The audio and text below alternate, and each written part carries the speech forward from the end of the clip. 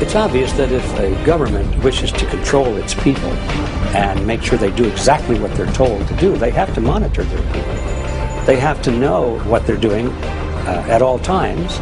We may soon find ourselves living in a nightmare that I think would even George Orwell couldn't have anticipated, as to how much control we're putting into the hands of government, large corporations, and people that perhaps we can't trust.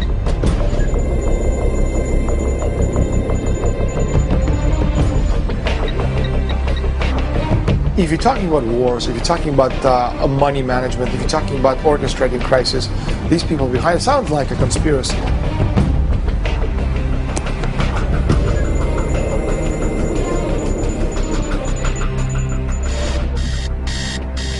If you're an average person, you've definitely got a data file on you in the hands of one of the many private companies that compiles data about Americans for the business world.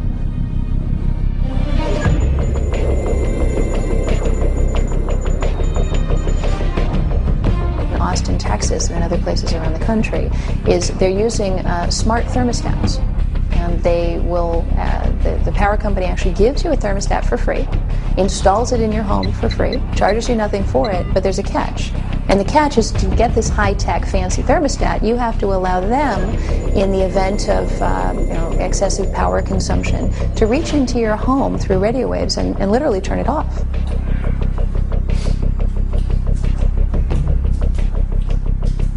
So one of the basic things about using a computer on the internet is that your communications pass through the networks of various internet service providers, starting with the internet service provider that you are a customer of, and going through possibly several others, and then ending up at your destination. And each of those entities, technically, has the ability to look at all your communications and to record all your communications. How'd you sleep? Good. How about you? Coffee's on. Thanks. One of the most alarming trends has been the increased centralization of personal information. I'm a little worried about Kate's cough. She's got a headache, too. She'll be fine. You are buying all sorts of stuff. That means the consumer credit folks will have you. But I will check online to see if anything matches.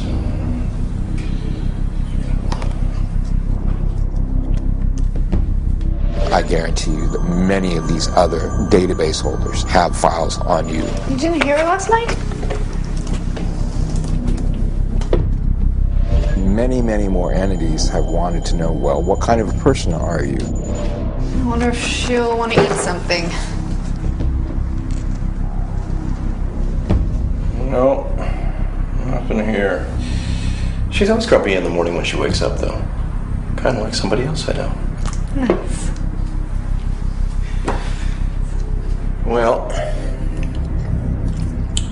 I gotta get going.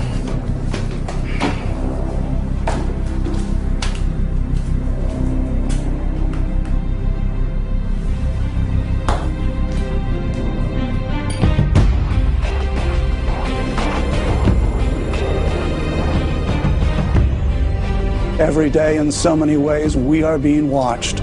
We're told that it's for our own good, for our own protection, to make our lives better. But is it? I'm Grant Jeffrey, prophecy expert and author of over 26 books. I spent 2 decades researching and detailing how our fundamental freedoms are being systematically eroded, how our governments are not controlled the way we think they are, and how all of this ties into remarkable prophecies from over 2,000 years ago. Until recently, all of this would have been considered science fiction or the ramblings of conspiracy theorists. But each of the technologies you have just observed either already exists or is being planned on a drawing board somewhere. The evidence is all around us. There is no denying that we live in a surveillance society, and really, no matter what we do, there is no turning back. And in the 2010 census workers in the United States have actually been sent out in advance, a year in advance of the actual census being taken. They've been sent out with handheld GPS devices and told to go to every single dwelling in the country. That's an absolutely unprecedented undertaking. It's kind of happened without very much media mention or much awareness, and now have the ability to pinpoint every single location in the country is really unprecedented. And it's not just in the United States that they're doing this. We actually found some documentation that this is part of a global effort that is being promoted by the UN, by their statistics department. Right now, we're the most surveilled society in history. Obviously, this has gone into high gear. People don't realize that every time they use Google, every time they log on to the search engine, that Google's making a record of everything they search for, linking it to the cookies in their computer, linking it to their IP address. But going one step further, Google also reads all Gmail messages that are sent or received. The reality is that Google is offering you all this bait to bring you in because you're the product.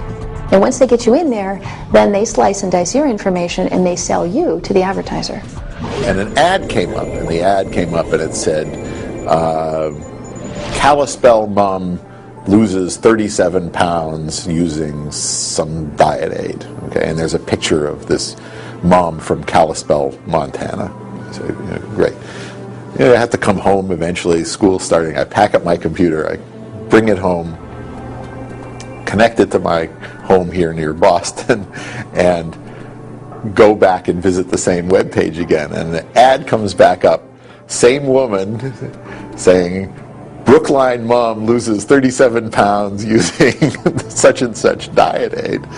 So, of course, they know whether I'm in Brookline or Kalispell because they have to ship the bits one place or the other. In November of 2008, there was an effort by Google to show that they were able to pinpoint a disease outbreak, a flu outbreak, before the Centers for Disease Control could do that, based on their sophisticated algorithm that they could tell that the person doing those searches had the flu. They were searching for chest congestion or thermometer or certain types of medication, cold or flu medication.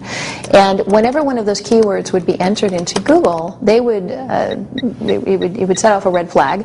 They would pinpoint that person's location based on their internet service provider, and then they would put a red dot on a map. And over time, you would see lots of red dots in certain locations on the map, and then they shared that information with the Centers for Disease Control. And sure enough, they were able to pinpoint those outbreaks 2 weeks in advance. Now, some people might say, well, gee, that's a really helpful thing to do. But when you log on to Google to look something up, you don't do so with the expectation that Google is going to be capturing your information, studying you, and handing that information over to the federal government. So I think a lot of people find it very, very invasive. And what it raises is the potential for Google, or really any other internet service that you use, to turn over other sorts of information. Who's concerned about abortion rights, or who's a Democrat, or who's a Republican, or who is, who has an interest in the Second Amendment. Well, because we don't always know the downstream risk and the downstream harms. There were rumors that a bank had done it to a cancer registry, that they'd taken a cancer registry, crossed it with names of people who were in their bank, and then tweaked the credit worthiness of the people if they had cancer. Someday, when all of our products and all other products have, instead of a barcode, have a tiny RFID tag on them, we'll be able to keep track of those products in people's homes. And their proposal was that a smart refrigerator would actually have an RFID reader in the fridge. Every product that you put in the refrigerator, from the milk to the cream cheese to the hot dogs, would all have an RFID tag in their packaging. And so the refrigerator would actually know its contents. There are plans afoot to actually monitor your garbage. To every time you throw something into the trash can, the trash can would actually be equipped with an RFID reader and would monitor, are you throwing it into the right trash can? Is this a recyclable item that you're throwing into regular household trash? How long did it take you to consume that item? How long was it in your home before you threw it away? The idea that we would be at a point where everyone would be watching every move, and it would be tied into the television, we'd have personalized advertising, we would have HMOs, for example, your health insurer, keeping tabs on who's eating the Haagen-Dazs and how much green leafy vegetables is this family consuming, because they're literally monitoring what happens in your house through your refrigerator. Some would say it opens up great opportunities to improve public health. Other people would say, well, it opens up horrifying opportunities for Big Brother to be right there in your refrigerator and sitting at your dinner table with you.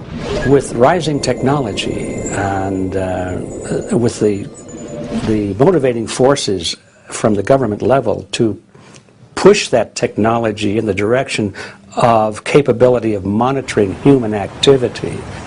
With that technology emerging, it's very frightening, because it means that totalitarian regimes will very soon indeed have the power to control and monitor every human being on the planet. People working in major office buildings have an access pass, a badge that they use to get into their office. Every time you scan that to get into the building, you're revealing what time you got there, what time you left. Those records have actually been used by employers to determine whether someone was claiming sick leave when they weren't really sick. The reasons for surveillance and the need for better surveillance systems are compelling. If you want to keep track of your pets or children, or livestock or possessions, you can now put ID tracking devices on them. If you want to make sure employees are working the way they should, you can now monitor them. If you want to protect citizens from thieves, con artists, drug dealers, hate mongers, pedophiles, terrorists, and basically anyone and everyone who's a threat to society, you can now track, monitor, and scrutinize them. If you can save lives and protect property, why wouldn't you? And if you yourself are engaged in unsocial or illegal actions, your rights to privacy should be taken away. Those are compelling arguments. But is it right? And are only the bad guys being watched?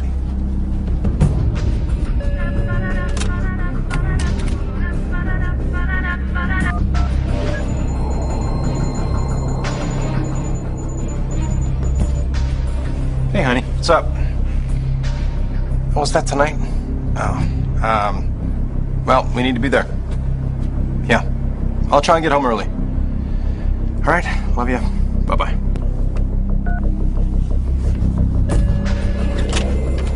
Whenever people say, if you aren't doing anything wrong, why do you care if people watch you?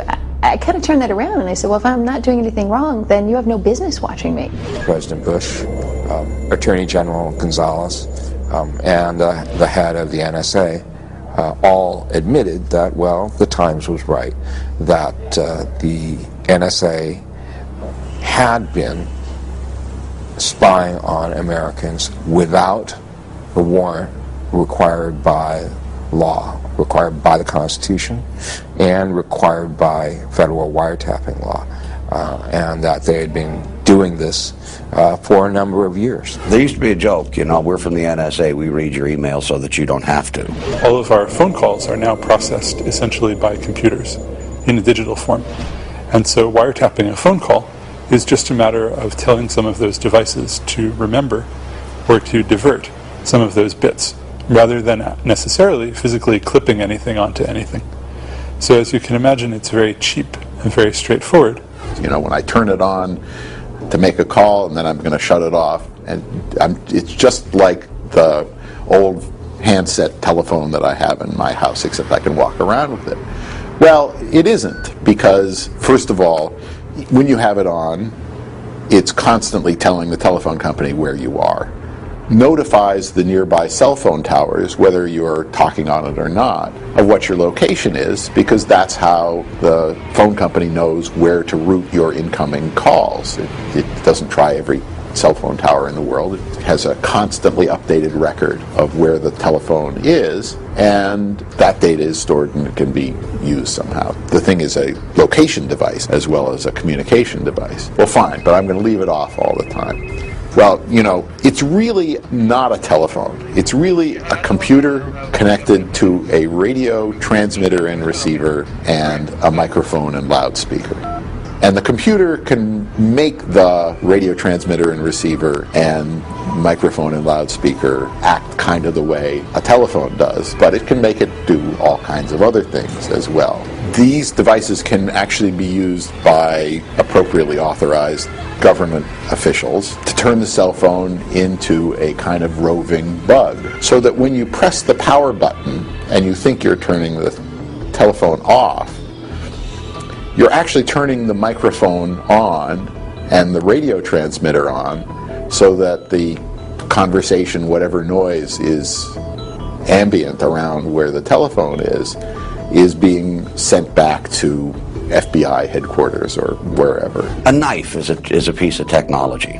Now, a knife used in a bar fight to carve somebody up is a terrible thing.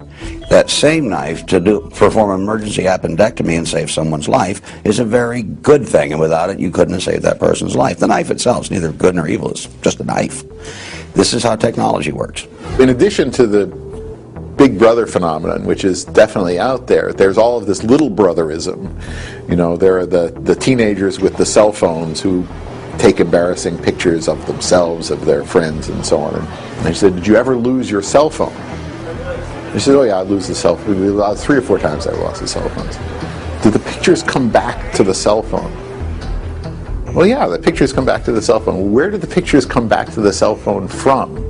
You know, there's an agency out there, you know, that actually has a copy of everything on your cell phone, which is a fine thing. If you lose your cell phone, it's good that you can get all of your data back. But again, you know, that information could be available under a court order to someone who'd filed a civil suit against you. This is the example of ourselves being our own worst enemies. One condition for employment for a lot of major corporations is that in your employment contract there's actually a clause that allows your employer to monitor what you do on the computer. And if I want to log on to a website or you know, maybe check on the political returns or whatever it might be, that's something, gee, I've got a 15-minute break, why not? And to discover later that your employer was doing that, maybe making judgments on you on the basis of your politics or on the basis of your interests, really could be, you know, could get people in trouble, and it has.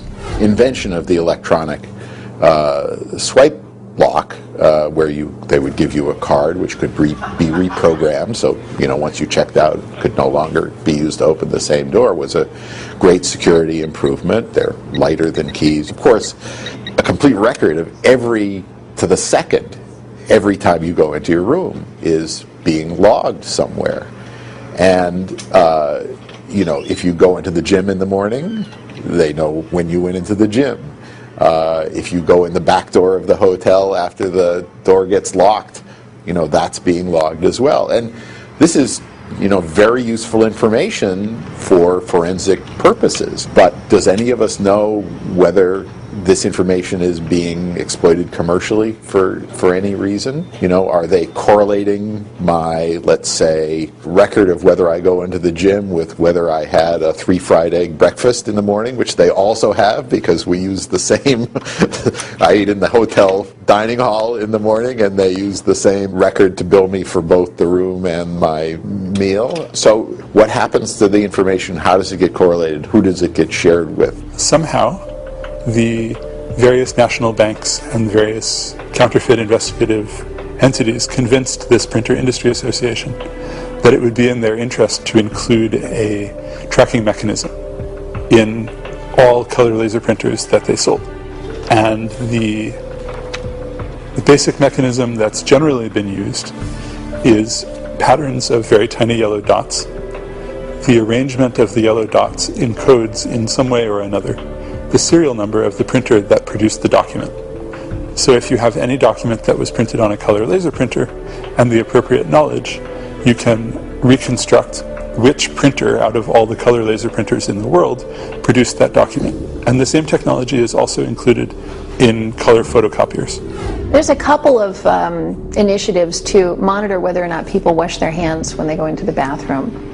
And they operate by using the access pass or the ID badge that an employee would have that read the tag, that determine whether or not you used the soap dispenser, whether or not you turned on the sink, and actually monitor you in, I think, the most private of all locations. And you would have these people monitoring every single breath you take. I mean, there's got to be a point at which you say, you know, some things are private, and you know, we're all adults here, and we are responsible. And if you're employing me, you need to have some degree of trust and not be prying into my personal business. Almost everything you do is tracked. It's everything you buy is tracked. My my car is equipped with OnStar, you know, they know where I am at any second. I can push a little button on my mirror and they'll tell me precisely where I am.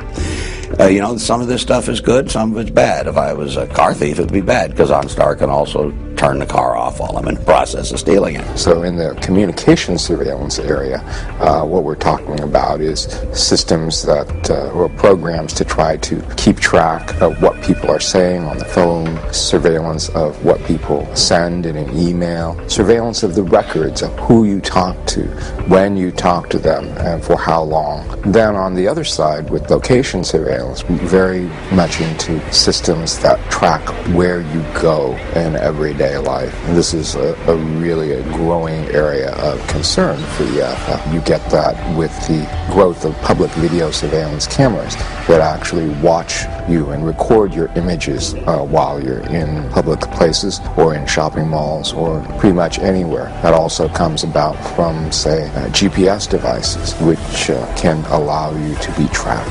Cell phone technology can allow you to be tracked. And then finally, of course, RFID tags, which can allow you to be tracked. So you have a lot of different modalities of location surveillance that are all of great interest both to the government and also to commercial marketers. It's almost impossible really to live off the grid. You have to live without credit cards. You have to live without bank accounts. It's hard to go in and out of the country. You know, one of the areas about which I've been alarmed is the kind of information you have to give up at the border when you go in and out.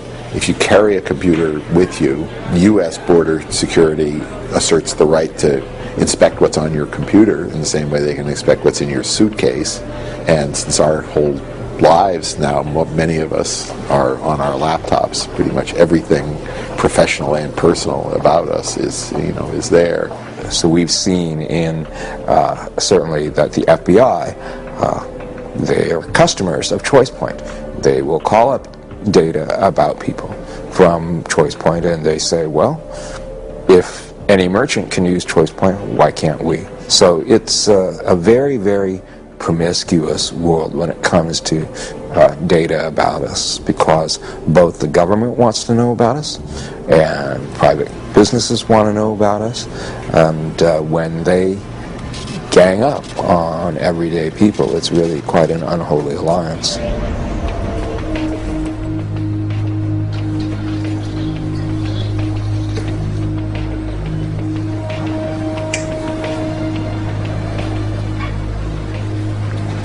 Hey. How are you? Good, how are you? Pretty good. So this comes to $3.75. Thanks. Just retry. Let's try one more time.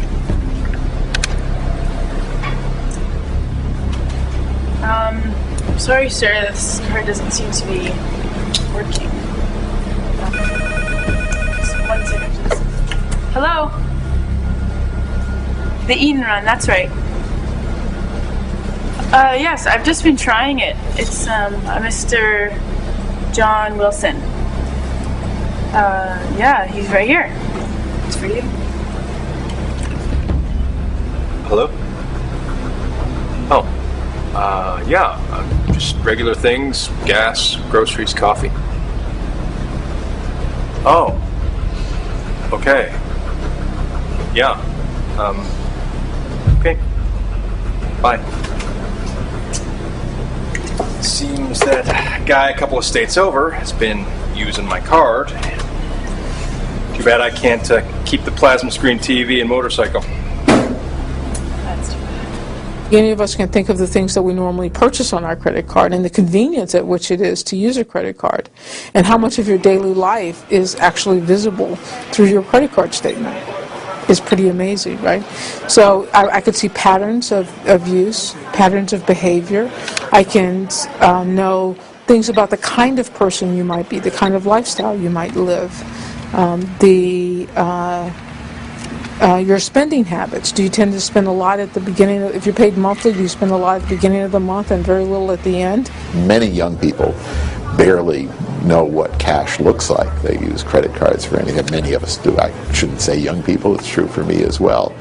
use credit cards for everything because there are incentives to do it. But they're great data collection tools. We give up lots of information about ourselves. It is the only anonymous way to conduct any kind of business. The problem with cash is it's rapidly becoming an anachronism. If you don't think so, take $10,000 and go and try and put it down in cash on a new car. But by the time you get the papers signed, you'll be sitting with two FBI agents wanting to know where the $10,000 came from. Because if you're transferring more than $10,000 can be a crime.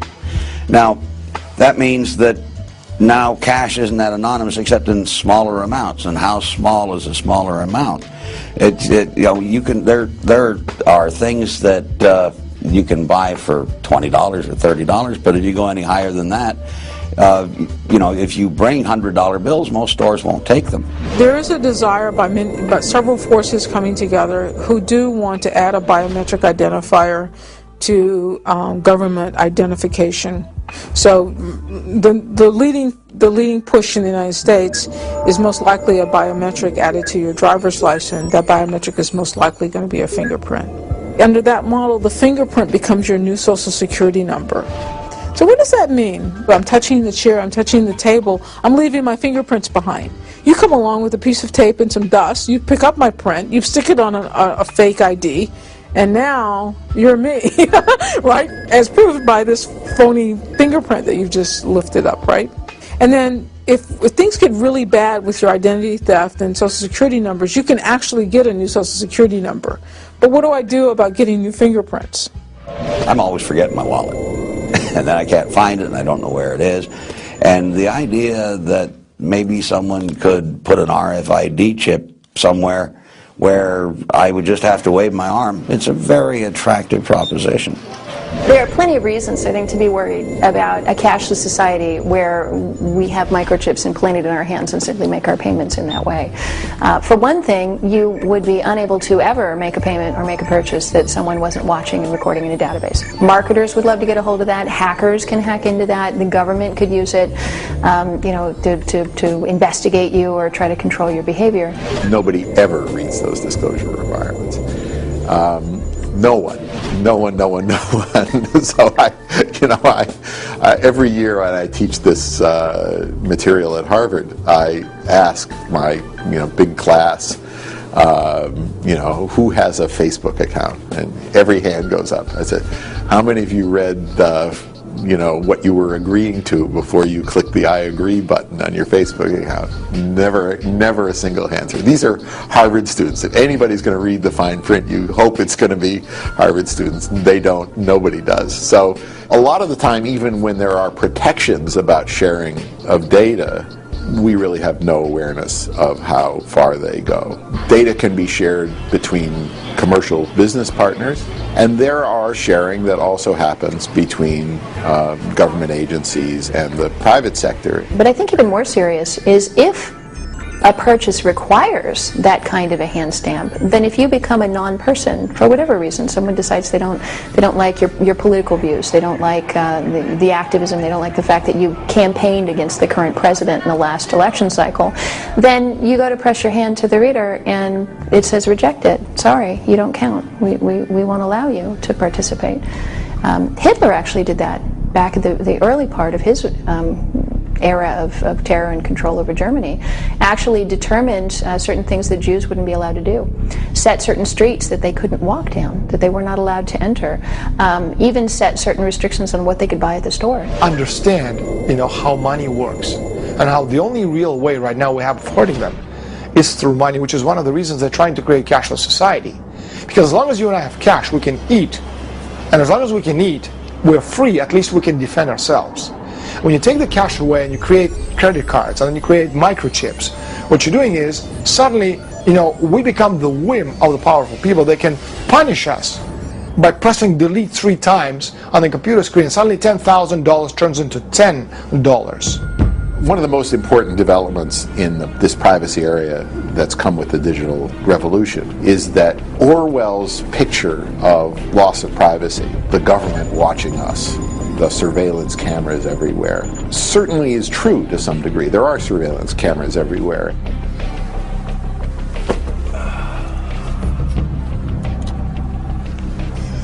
That's hilarious. Where do you get all this stuff?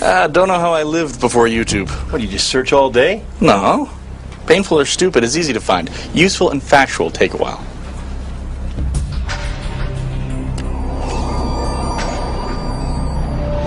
Employers, law enforcement agencies, stores, insurance and credit companies, hospitals, and the government would all argue that their surveillance is necessary. They'd also all state that individual surveillance and data systems are not invasive and pose no threat of creating personal profiles or a data shadow. Simply stated, one source of surveillance at one location on one part of a person's life is not a real concern.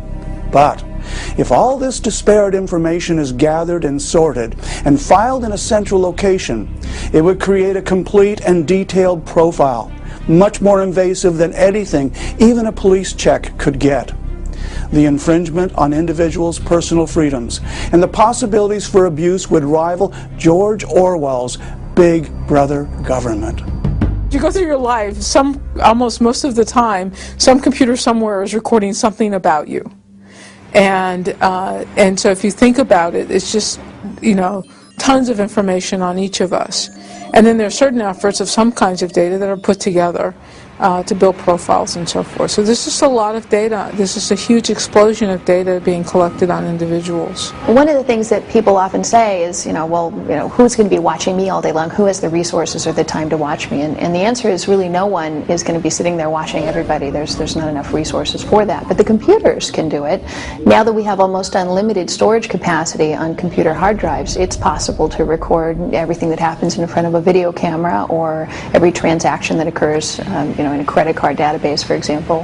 And that information is actually becoming immense. It was revealed in the New York Times that Walmart's database was as big as, if not bigger than, the entire internet. After 9/11, a lot of the failures to prevent the attacks were attributed, rightly or wrongly, to the failure of different government agencies to share data with each other to form a complete picture that would have identified the terrorists before they got on the airplane. And so those walls between government agencies are coming down. And then it turns out in the U.S. there's data the government is prohibited from collecting itself, but which it can perfectly well go buy on the open market from private vendors. Even where there are walls that are supposed to keep the data separate, they come down. I mean, just pretty much across the board, there's this ongoing demand for linking more and more of the information on individuals. What do you purchase at the credit card versus what your telephone where your telephone says you are now? Is this an opportunity to send you a text message and remind you to go to the grocery store, that they have a sale on orange juice? I mean, this is the kind of vision that many people have, and there's been a lot of effort moving towards that vision. In a computerized age where information doesn't vanish into the air, but is always being recorded somewhere, and then collected, aggregated into a database, is that every purchase you make, every step you take where there's a public video surveillance camera, when you use a credit card, the searches you do on Google, all these things get collected. And the way the law looks at it right now is, well, you typed in that search term to Google, so you knew they were going to get it. Of course they have the ability to keep it, and because as a practical matter we have this giant information collecting system, the threat to privacy today is far, far greater than it ever has been. It's more like the creation of an encyclopedia. And if you think about an encyclopedia, back in the old days when we had A through Z encyclopedias, you wouldn't sit down and read every single volume. But when you wanted to look up Amazonian tree frogs or the country of, Colombia, it was right there at your fingertips. And so I think what's happening with the database is the best way to understand it is that you're just a blip on the screen right now. But the moment someone wants to look you up and wants to drill down and find out about you, they open up your entry. And at that point, all of this data that's been collected really would paint a shockingly detailed picture of a single person's life. When Big Brother is government, what are the consequences? Well, government can take away my liberty.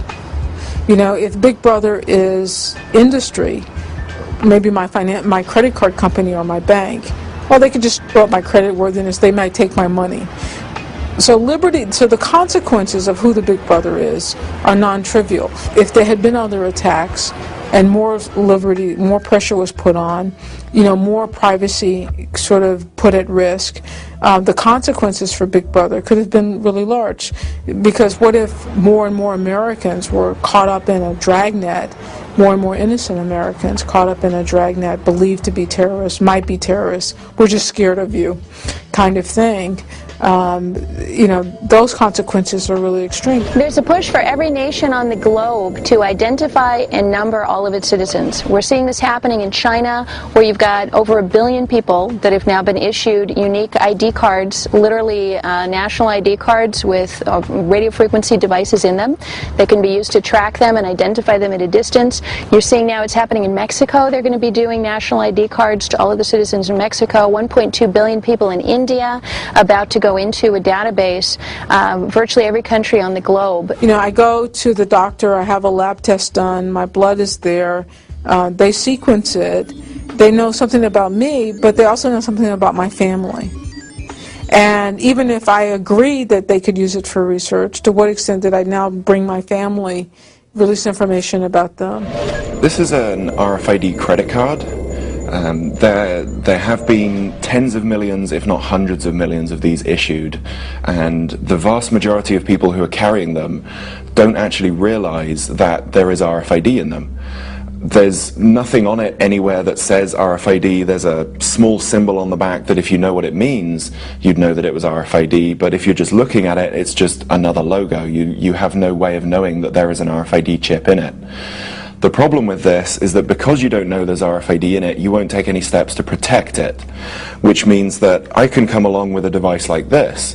I bought this on eBay for about $200, and it reads these RFID credit cards. It gives me full card information that is sufficient to process a credit card transaction. So using my $200 device, I've got all of these people walking around with all of these credit cards in their pockets that they don't know have RFID and that they don't know are vulnerable to off-the-shelf devices like this that can read their credit card information and then conduct transactions with their credit card without that card ever leaving your wallet. What kind of questions could someone ask about you that would be answered by a database that kept track of where you were? You know, why did you visit that person's house? Well, gee, we know that that person was holding a meeting of the Communist Party, or, you know, gee, you go to this place every Wednesday at noon. Well, it's easy to find out that that's a church, and there's an Alcoholics Anonymous meeting. There's just a million ways that simply knowing where someone is on a regular sort of basis allows you a tremendous amount of information. I believe the American people, and indeed the people of the world, are in that same position. We've got a couple of little tiny glimmers that there's something wrong, that there are databases being collected, but what my research for the last 10 years has been about is trying to identify the bulk of that iceberg floating under the water so we don't hit it. There is no question that we are being monitored all the time, all of us. That's not science fiction, that's fact. But who is controlling the information? Who's watching the watchers? If you live in a free and democratic nation, you may rest easier knowing that totalitarian regime won't come knocking on your door. But journalists, Christians, aid workers, and many others around the world in places like China, North Korea, and the Sudan are not as fortunate. They're routinely abused, arrested, tortured, and even killed for their seemingly innocent and innocuous actions. The people in Hitler's Germany and in Ceausescu's Romania never thought their freedoms could be squashed, or that they themselves could be seen as a threat. Could such a thing happen in other nations, or here in America? Surely our information is safe with our elected officials, and we're protected by our constitutional rights. If everyday citizens don't stand up for their rights, then a big government will take more and more of their rights away from them. Everyone should be concerned about this because this affects them. It affects us. None of us are exempted from what's happening in the world today. This affects our lives, our children's lives, our grandchildren's lives.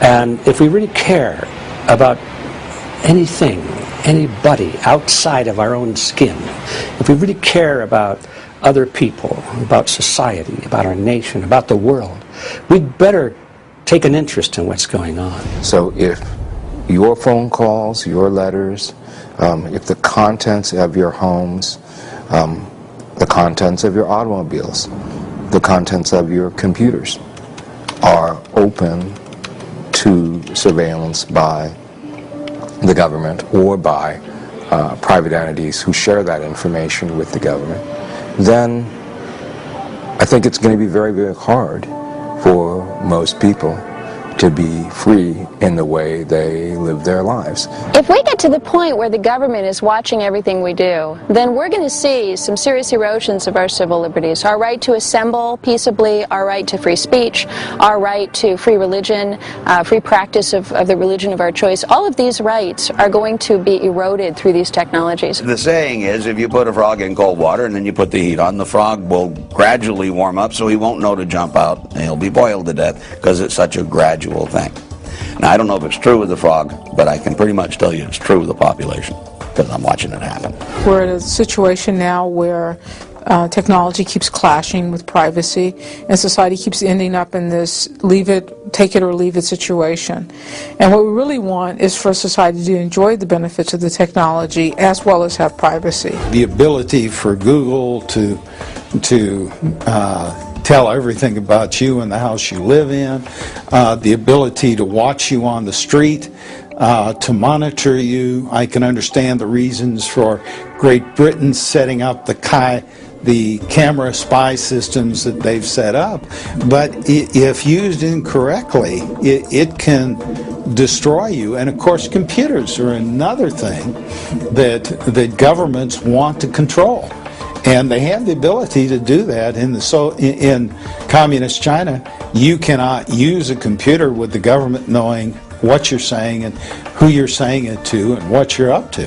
Founders of this country understood that, sure, there were bad guys, but they also understood that if you give the executive branch, if you give the government sort of arbitrary, unbridled, unchecked power to search and to seize, then you are really inviting tyranny and the abuse of power.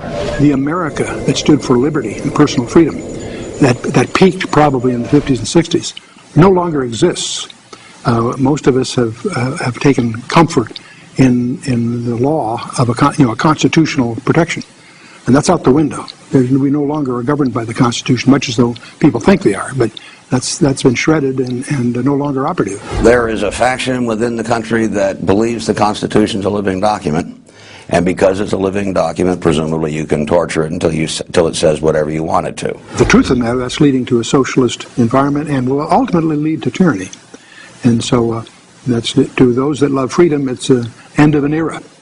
The great experiment that was once America has been prostituted by special interests. The environment is the cover for the real objective of sustainable development, which is to change our system of justice and change our system of economics to a system of social justice. You can talk to most judges in America today, and they will proclaim themselves to be agents of social justice. Well, there's no concept of private property in a system of social justice. So what is being done is our whole foundation for the American experiment is being undermined with this environmental move. You know, we all want to promote those good causes, but the real question is, how much bang are you really getting for the buck? Are we really making a difference, or are they just trying to get more surveillance power? You're going to see increasing encroachments on freedom of speech. And it takes some interesting colorations. In the press, you can say what you like about against Christianity, no problem, but you say a peep against Islam, and you get clobbered. In our schools, they'll teach Islam, but you're not allowed to teach the Bible. This is a unique political experience in all of human history, and the future of humanity really depends upon the political recognition of every individual's unalienable rights. And that's what's wafting away. Increasingly, in the name of fighting illegal immigration, there are arguments that daily activities, basic activities that are required for just living, should require an ID card. Whether it's getting a job, whether it's renting an apartment, whether it's visiting a doctor, and ultimately I think it's whether it's going to a store and actually buying food. And so you see kind of the writing on the wall. Right now there's an employment database held by the federal government that they want all employers to run every single person applying for a job past this database to make sure that they have legal status in the country. For many years I've been concerned about the long-term likelihood of a free world for my grandchildren and my children, and now I'm very worried about it for myself because things are accelerating so fast. One of the big concerns that I have is if you get to the point where everybody's carrying RFID tagged items, whether it's a driver's license, whether it's a tag in your jacket, whatever it might be, then all it would take for the government in order to round people up or put people on a watch list, they could just put an RFID reader in a backpack, they could blend in with the crowd, mill back and forth, walk among the protesters or the gatherers or the people in the church or the mosque or wherever it might be, and automatically download and capture all of their information, upload it to a huge database and say, these were all the people who were seen at the peace rally, or these were all the people seen at the Democratic National Convention, whatever it might be. I think surveillance and tyranny, or surveillance and the loss of freedom, really go hand in hand when you look at other civilizations, other societies over the years, all the way up into the 20th century. There was this really strong link between autocratic or despotic or excessive government power and at the same time all sorts of surveillance mechanisms, whether they're secret police or national ID cards or other kinds of mechanisms that are designed to make sure that people are being watched, and perhaps even more insidious, that they know they're being watched. Won't all this surveillance and technology make us safer from crime? Isn't it a good idea to watch everybody and monitor what they do? If that were the case, then you should be able to look back and say, okay, well, let's look at the most monitored and surveilled people in history. And arguably that was the Soviets living under the Soviet Union under Stalin and the folks who came after that. Every phone call could be listened to. Every piece of postal mail could be opened. If you had a party at your house, you wouldn't know if government informants were attending the party listening. After all, if you have nothing to hide, why would you care? But the Soviet Union under Stalin was the most deadly regime in all of history. And in fact, under that regime, with all of that watching, 60 million people perished. 60 million people were killed by their own government, by the very government that was supposed to be protecting them. The bad guy might today be Al-Qaeda, and it might tomorrow be, fundamentalist Baptist. You take Homeland Security, who issued a report that said those people who own guns, those people who are anti-abortion, those people who are the tax protesters, and all kinds of Americans are really terrorists in waiting. And attempts should be made to silence those people. The MIAC report, which was the Missouri Information Awareness Center, it was a report put out for law enforcement that was actually leaked into the public sphere. And it was defining potential domestic terrorists. And disturbingly, this MIAC report was listing people who could be your next door neighbor, even you. They were listing people who, anybody who was concerned about constitutional issues, anybody who supported Chuck Baldwin or Ron Paul, anybody who's a libertarian or a constitutionalist. So people with, who weren't just mainstream Republican Democrats. Anyone who was concerned, the part that shocked me, anyone who was concerned about RFID privacy. So that's me. That's what I work on, and I'm certainly not a domestic terrorist. People who were concerned about abortion and issues around that. People who were wanting to defend their Second Amendment rights, which are constitutionally protected. Your right to own and bear arms. All of those people were identified as potential domestic terrorists, and in this report that was going out to law enforcement, they were being told to watch out for us, to look for people who share those characteristics. How much additional security do you get by having so much less privacy? It is a really fundamental question. And it is always easy to say, I don't care, I want the government to know everything, just keep the bad guys away, keep the terrorists away. Our history tends to demonstrate that governments repurpose information. They get information for one purpose and they use it for something else. The unchecked surveillance tends in the long run to cost us more than the security that we gain from it. Well, I'd like to know how they define the bad guys. You see, in Germany, that was true too. The bad guys there were Jews, and they murdered 6 million of them. By whose authority? Well, that's the common good. That was a state decision. The whole concept of master race. All those ideas were given the color of law. You see, the way you persecute people is find out what they do, disparage it, marginalize them, and then pass laws against what they do, and then enforce the laws. When it came out that the government and the Census Bureau was collecting the GPS coordinates of everyone's front doors, a lot of us said, why would you need that? You have the street address. You clearly know how to find the location, or the census worker couldn't have gotten there in the first place. So why would you need this extra step that's costing an enormous sum of money? The only explanation that could occur to many of us is that they'd want to know the GPS coordinates of your house so that they could target you.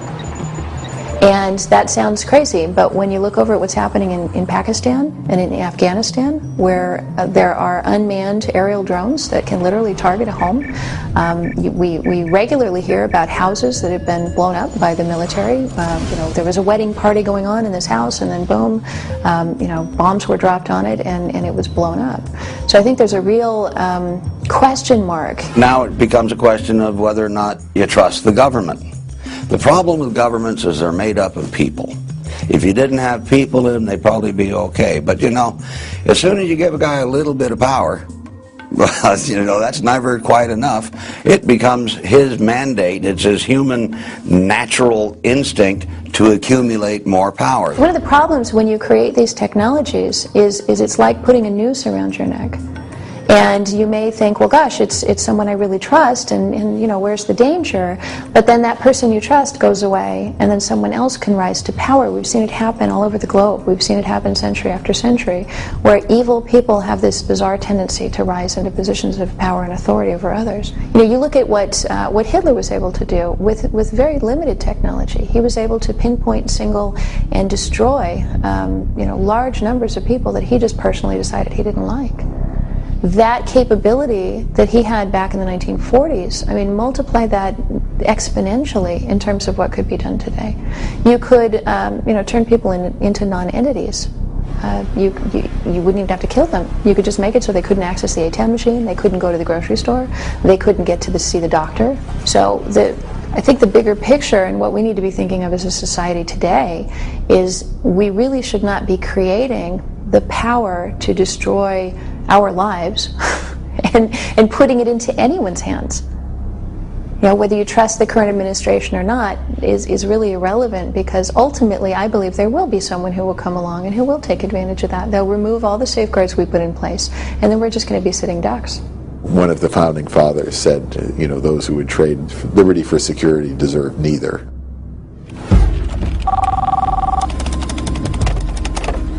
Hello, John Wilson speaking. Okay, why do I have to come down? Sounds a bit strange. No offense, but I don't know anything about you. Yeah, sure, that would help. Okay, what's the address? Okay, how long is this going to take? I understand. Okay, bye. What's going on? An emergency prayer meeting? No. A Division of Homeland Security wants to ask me some questions. Come on, you? Yeah. Hey, this isn't one of your jokes, is it, Barry? No, man. Wish I'd thought of it, though. Huh. Hilarious. Relax. Buddy, this is the U.S. After this is over, you'll be able to sue them for emotional trauma and wasting your time. What most people don't realize is that for hundreds of years, thousands of extremely wealthy, powerful, and connected people have been working to create a one-world government. Many of these people are Americans. Most have all the best intentions in the world, and many are in positions of power right now. With every passing year, with every new crisis, the reality of America not being in control of its own destiny comes closer and closer. I believe all of us should be concerned about world government, especially if you understand those who are at the forefront pushing this agenda. If this comes in, I don't believe that it will be a democratic world government, although some of the organizations pushing this agenda are trying to make that case right now. I believe it would be a highly centralized world government where if you disagree with those in authority, you have no option but to go along. Those who disagree with them would be persecuted. There's no doubt in my mind. We would lose our freedom of speech. We would lose our freedom of worship and any other freedom you can imagine unless you are willing to come under their authority. They believe that freedom is not a good thing in the world today. They really believe that. They think that freedom leads to anarchy, it leads to non-unity, it leads to inefficiencies and so forth. And of course it leads to challenge of their own rule. And so they really want to bring all of mankind into some kind of a regimen. We're at the point in history right now where two groups of people, those who believe in the good of humanity and who stand for justice, and the other side, who for the last 800 years have been trying to destroy the very semblance of what society really means, and in the concept of humanity. And we're at the point right now in history where there is no second choices, third ways, or fourth opportunities. It's a time where everybody has to make a moral decision, whether to defend truth, justice, freedom, and basically the planet, or take up the point of view of the other side, which is the destruction of nation-state republics and the destruction of life on this planet. There are several different organizations that have risen to the forefront, depending on whether they're pushing the political, the economic, or the spiritual aspects of the One World movement. And within those organizations, I'm speaking of the United Nations, the Council on Foreign Relations, the Bilderberg Organization, and others. There are those, even in the current administration, who have this type of view of the world that they want to move the United States and Western society in the direction of globalization and world government. If you tear down the barriers between the countries of the world, and there is this, I call it mafia, this powerful mafia above the countries of the world. They are coming down through sustainable development in the United Nations and all kinds of control to take the soul of the world. I have covered 105 global meetings. I've interviewed presidents and prime ministers. I've read tens of thousands of pages of their documents. This is not fiction. This is fact. A lot of these societies and organizations working together, but it's not only the secret societies that work together. The reason they're so powerful, so difficult to destroy, is that they have politicians on their side who are tapped into the societies. You have members of Congress or Parliament. You have the banking representatives. You have the royalty. You have the newspapers, who of course form part of this elite and are sworn to secrecy. And then of course you have NGOs, non-governmental organizations, are also tapped into this because, again, you control all these organizations through money. When I first understood and saw world government at my first global meeting in 1994, first I was shocked. I was amazed. Why wasn't anybody talking about it? Why wasn't anybody doing anything to protect the sovereignty of the United States? And if we look at the source of these problems, we find here, at least in the United States, we find a relatively small group of people. It's called the Council on Foreign Relations. The CFR is not very well known to the average American, but in reality it is our hidden government. Because if you look at all of the real important positions in the power centers of society, and by that I mean the leadership positions in government, the president, the vice president, the secretary of state, the secretary of defense, the head of the CIA, and so forth, even Supreme Court justices and senators, but the ones at the very top of the political power structure. And then you look at those who are dominant within the media centers, the heads of the networks, ABC, CBS, NBC, Turner Broadcasting, the Murdoch Network. And then you look at the heads of the great universities, the schools, and so forth. It doesn't take a lot of people to really control the masses if they're at the heads of these kinds of organizations. I believe that economics ultimately will be the #1 way in which the emerging world government will try to control people. If you can control a person's ability to buy or sell, you can run their life. If you have a single currency over the whole world, or currency system, it provides no other alternatives or options. Back in 1968, George Ball was the Undersecretary for Economic Affairs with JFK and Johnson. At the meeting in Mont Tremblant in Canada, in Quebec, he said, how can we create corporations that shall one day give orders to governments? And that's what Bilderberg is all about. It's not one world order, it's one world company limited. Highly organized agenda to break the back of the American free enterprise system because it stands in the way of those that have a globalist agenda, and they're succeeding, and so backed by big money, backed by the trade unionists, backed by the multinational corporations, they're all playing that game for their own reasons. Increasingly, our utilities are under the influence of people from other parts of the world and other governments. Most of our main industries are now a majority foreign owned. Few Americans have any idea of this. And the powers that own our major industries, for the most part, favor globalization and world government. So they are, I would say, a big part of this drift toward world government. The main event is the wholesale destruction of the world economy. Are you saying to me that Joe the plumber is more intelligent than David Rockefeller? If he's lending the money, the question is why? So you destroy the economy, and you destroy the wealth of the people, because again, you destroy the wealth of the people, you destroy the power of growth of nations, and of course, population base. I believe we are just one major world crisis away from having a totalitarian type of system in place. Our indebtedness here in the United States is now approximately $65 trillion in foreign obligations. It's way beyond what most people realize. It can never be repaid. And because the United States has presented a specific challenge to globalists, because the American people have always been an independent, freedom-loving people, so how do you get the United States into a global government? Well, ultimately, you have to crash their economy and make them so dependent on foreign powers that you can blackmail them to come into a system. The thing about this is you have to have a crisis big enough for the public to be able to accept whatever the solution is. It can't be a half-baked crisis. It's like Rahm Emanuel said a few months back. The last thing you want to waste is a good crisis. Every time we turn around, there's a new crisis. There's an economic crisis. There's a war crisis. There may be a pandemic crisis. There's a crisis everywhere you look. And as long as people are in this crisis mode, they're not very vigilant about watching what's happening to their liberties.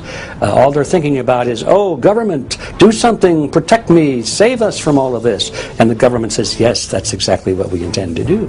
Every time there's a new war or a threat of war, there's more motion in the direction of merging our military with other national military forces through the United Nations so-called peacekeeping forces. So all of these crises lead to more legislation, more treaties, and a more movement in the direction of giving up our sovereignty as a nation, merging with a global structure, and the creation of that global structure into a totalitarian system. Thanks again for coming down, Mr. Wilson. I know you're a busy man, so we'll try and keep this short. Come on and have a seat.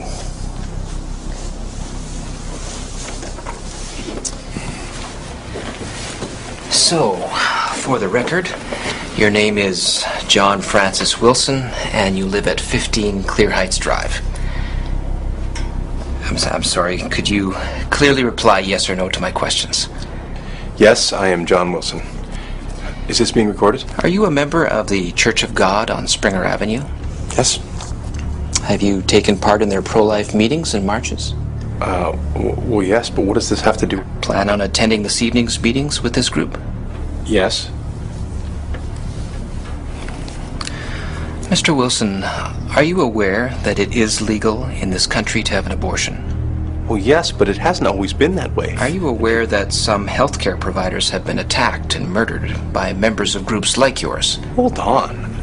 We have nothing to do with those groups. We are peaceful people that are protesting. Are you aware that some healthcare providers have been attacked, Mr. Wilson? We believe in preserving life and not taking it. Are you aware, Mr. Wilson? Yes or no?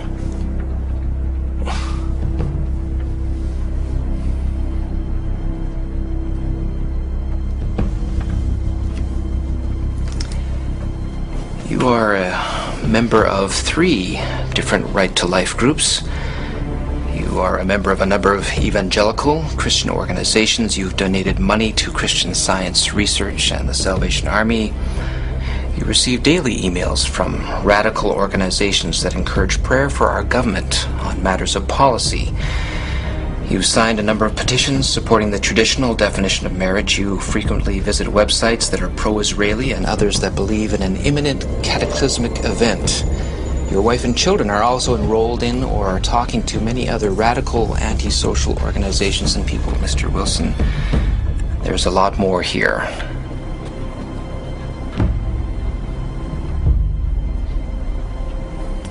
Are these the actions of a peaceful man and his family? I'm terrified by that thought.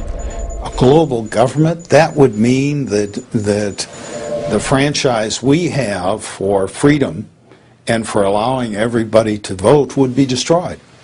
The ability for our people to accept the Bill of Rights and all the freedoms guaranteed in the Bill of Rights would be destroyed, because the rest of the world doesn't have the free press like we have. And women don't vote in most of the countries in the rest of the world. You don't have a society in Japan, you're guilty until proven innocent. You don't have the right to protect yourself in your own home or even defend yourself against violent criminals in Great Britain. All those freedoms that we have today would be taken away from us. So all that a world government can do would mean that the wrong people would vote on what's right for America. Why not have the people of the world living in unity, peace, and harmony? On the surface it sounds good, but as you get deeper into the organizations pushing this agenda and look at where these people are coming from in the higher levels, it is a very sinister agenda. There's a lot of hatred for Christians and Jews. Read the Quran. If a woman commits adultery, she's stoned to death. If a thief steals something, he has his hand can't be cut off.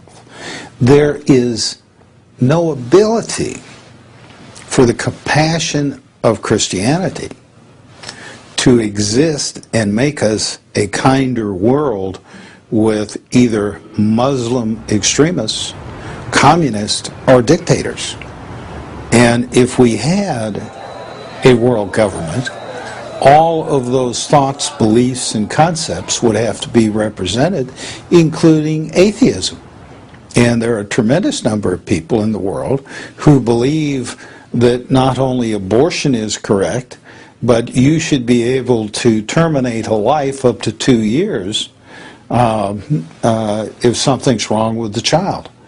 There are too many different opinions that are evil for us to have a world government that's harmonious unless we give up so much of what we believe in. You need to understand that the United Nations Charter is not based on the Constitution of the United States, sadly.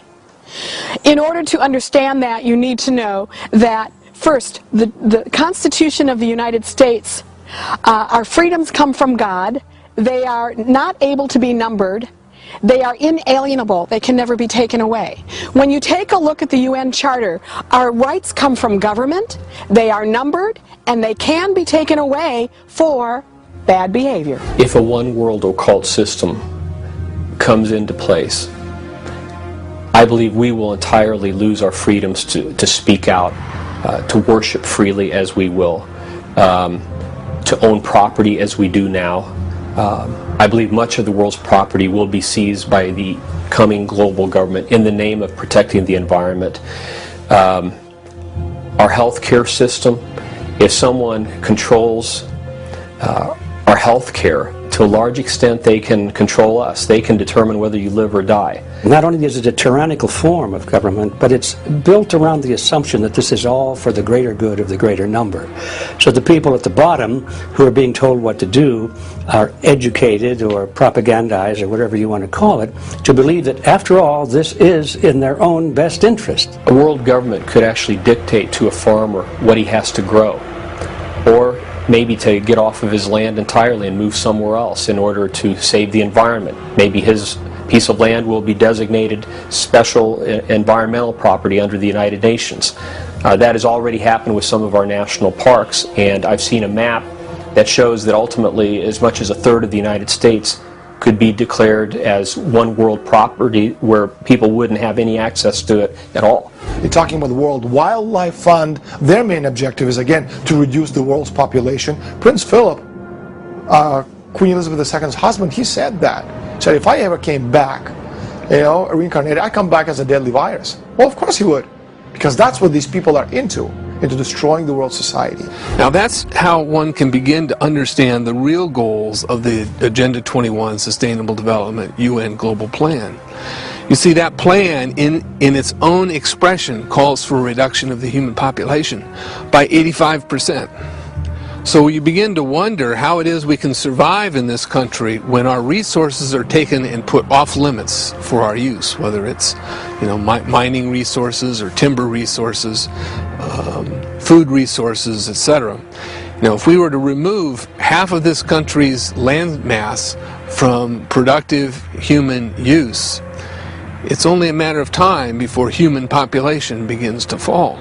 But when we understand that that's the plan of the United Nations, we can begin to put this in a perspective that we need to be putting it in. Maurice Strong at the UN, is like he's a very altruistic guy. The guy thinks that, he thinks that he's doing the right thing for the most number of people by advocating that we kill off some of them because there's just too darn many of them. I believe the whole concept of population control and diminishing the world's population to a place where we can sustain development and bringing it below 1 billion is setting the stage for mass persecution down the road. What if people actually buy into that idea, that much of the world has to be eliminated in order for those who are left to be able to continue to function? You're going to see more wars, more famines, more disease. Some of this intentionally spread to reduce the population of mankind. There's a place I visited called the Georgia Guidestones, where they present the 10 Commandments of the New Age movement in a number of different languages. And one of the commandments calls for the reduction of the population of mankind down to a fraction of what it is right now. So a thinking, intelligent person should be asking, how are they going to achieve that? If that is one of their goals and they're going to work toward that goal, then who are the victims going to be, and how are they going to choose who lives and dies? I find it hard to believe is because they don't hear it from any other source. You're not going to hear it in the media. You're not going to hear it from the government leaders. You're not going to hear it from the people who, in fact, are creating it. That's the thing. And so they don't realize how far it has gone. Well, people don't know much about sustainable development because major media is really captured by the same interests that control the banking institutions. Our public information systems have been bought up or have been taken control over by these forces that seek the creation of this one world where human beings become chattel to the ruling elite. And it seems that there have been plenty of people signing up to become slave masters and keep this information undercover. The loss of freedom is not being imposed on most people in the Western world, not being imposed by force of arms with bayonets, guns, or bombs, but with propaganda. They've convinced us that what's on the cover of the New York Times, the Washington Post, the Globe and Mail, the Toronto Star, or on CBC Nightly News with Peter Mansbridge, if he's still around or alive, it has to be the truth. And everything else, thus, as a result, is a conspiracy. Because if what I'm saying is the truth, it obviously would be on the front cover of the Toronto Star. Well, it can't, because the media forms part of the world elite. The purpose of the media in a democracy is to inform the electorate. Their job is to be a watchdog on the government. Where we have a media that's prostituted itself totally to an agenda. And not only in terms of what it promotes, but in terms of what it hides. The real truth was hidden to the American people, still is. It's an incredibly well-organized propaganda machine. The empires, they control people, or they manipulate people by making sure they control how people think. And this is exactly what they've done so very, very well. Because again, the greatest hypnotist in the world is this oblong box everyone has in their living room called the television set, which has taught us to eat, to think, to dress, to walk, to talk. We know more about the lives of Britney Spears than we know the lives about our spouses. It's a gradual progression from well-intentioned people who simply want world peace to those that embrace pantheistic concepts, and ultimately a small percentage of those that actually go on to worship Lucifer or Satan. Evil exists. And evil has been able to coordinate and combine its efforts to bring us to this point. When you look at how far we've already moved down that path, especially during the last 10 years or so, and when you look at how many top economic planners in the world favor a one world economic system, and how various figures at the United Nations are calling for a one world political system, preferably from their standpoint through an empowerment of the United Nations to the point where it actually becomes a world government. And then on July 6th of 2009, the Pope comes out and openly calls for the creation of a world political authority with teeth to be able to enforce itself. You begin to realize maybe we're closer to all of this than we imagined. I don't know how they knew all about us. Well, they did. No, I wasn't charged with anything. It was a warning, though. Yeah, I know we can't... Listen, why don't you just come down here and we can talk about it, all right? I don't want to talk on the phone anymore. I know how crazy that sounds, all right? I love you. Okay, bye. There is no question that we live in a surveillance society. There's no question that detailed profiles are being created and stored about each and every one of us. There's no question that this is only going to increase with every passing day and with every new technological advancement.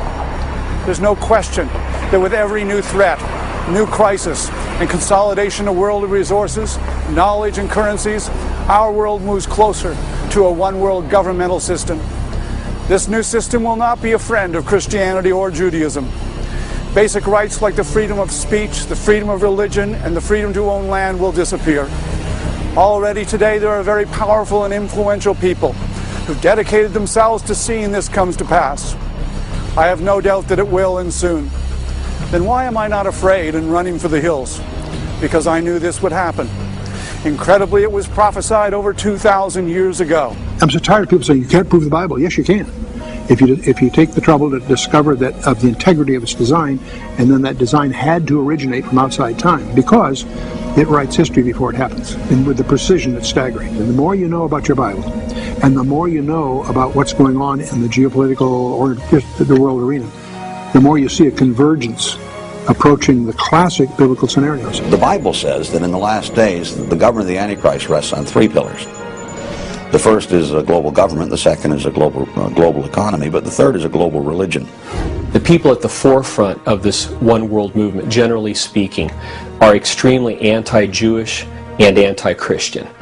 And they want to bring together all the religions of the world and unify them for a specific purpose, which is to put a leadership figure in power that would rule the world.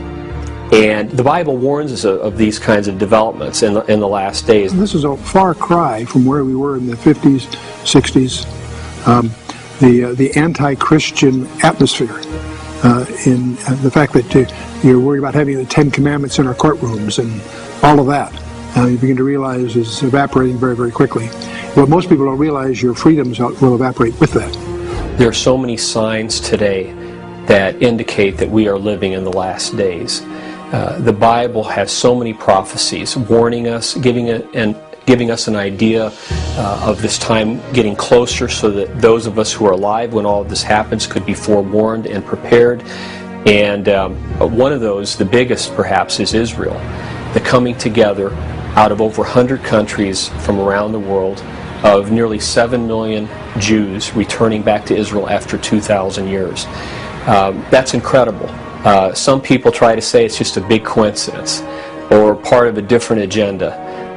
But when you look at Scripture and over 50 different prophecies in the Old Testament foretelling that in the last days God would regather the Jews from the four corners of the earth, from one side of the world to the other, all bringing them back to Israel. It's really difficult to try to explain that away. Ezekiel wrote about the restoration of Israel and said that in the latter days they would be restored on exactly the same piece of real estate from which they'd been scattered. Zephaniah said they would return with a pure language, restored Hebrew, which was restored by Ben Yehuda in 1948. Hebrew is a working language of Israel today, and it was dead before Latin was developed. Along with that, in the book of Daniel, we are told that there would be a massive increase in knowledge. Well, the last I heard, knowledge was doubling now every 4 years. That's never happened before in world history. And that is bringing the world closer and closer together. Technologically, things are now possible. You can talk on the telephone with someone halfway around the world, and it sounds as if they're next door. Travel has become so much easier, and communication through the internet. All of these things have worked to make the world smaller, and, which brings me to my next point, to make global government possible, which in Revelation 13 and 14, we are warned of such a global system that would exist in the last days. A type of one world political system that would use its economic and military power to enforce religious worship. It wasn't even conceivable 1900 years ago, where any single individual could have such minute and centralized control of the economy that nobody could buy or sell unless they were part of a particular system. That was never possible. This is exactly what John saw, though. And he saw it in the context of a developing global government. It's in the context of the fact that the Antichrist government, its strong suit is deception. Its power comes from its control of the economy. And its ultimate goal is worship of the leader. It's the ultimate fascist state. I believe when the mark will first be introduced, there will be an attempt to make it seem very fashionable, a safety mechanism. If you're kidnapped, police would know where you are and could rescue. That's already happening right now with animals, but also with humans in some parts of the world. What is Satan's primary weapon? All through the Bible. Deception. That started in Genesis 3. All the way through. Every time Jesus talked about the end times, he opens and closes his discourse by saying, "Be not deceived." So that's our challenge. And we are being deceived. We're being conned. In a local political sense, but also in a much broader sense. The Bible says that Peter was writing to Timothy, and he said that, that in the last days people will heap to themselves teachers having itching ears. Then they'll be turned unto fables because they want to hear what they want to hear, not what is necessarily true. And we're living in a generation now where truth is it has become like it's subjective. I mean, there can be two versions of the truth. Finally, in Matthew 24, Jesus warns us of an unprecedented deception that would take place at the very end of time, just preceding his second coming. Specifically in verse 24, he says that even the elect could be deceived if that were possible. Now that's got to be some kind of major deception for Jesus to make that type of statement. And we are seeing increased deception today, false religions coming in and taking hold in the United States, where just a generation ago most people would have professed a belief in Christ, or at least their ethic would have been Christian-based. The culture we're in is a very strange one. It denies the existence of truth. Well, what's the purpose of a university? I thought it was to pursue truth. What's the purpose of our scientific establishment? Discover what's true. And we live in a culture which denies the existence of truth. Another sign is the increased depravity of man. And in 1 and 2 Timothy, it talks about how in the last days man would become more focused on self, a pursuer of pleasure, self-centered, boastful, proud, all of that. We are seeing that today through the New Age movement in ways that we have never seen before. It's all about self. You literally have millions of people out there who believe that they are God. We've never faced a situation like that before, but we do now. We're broke. We're mired in a global war. We're in a religious war.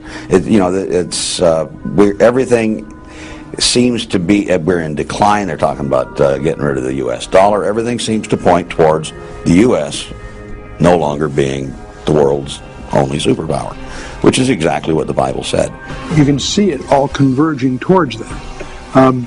So we could make a list of the main countries in the Middle East and in Europe and the Far East. We can go through all that whole list.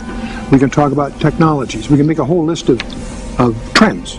We classically, our enterprises monitored a dozen of these. And the more you know about each one, and the more you know what the Bible says about each one, you see a convergence. It isn't one of them, it's all of them happening at the same time.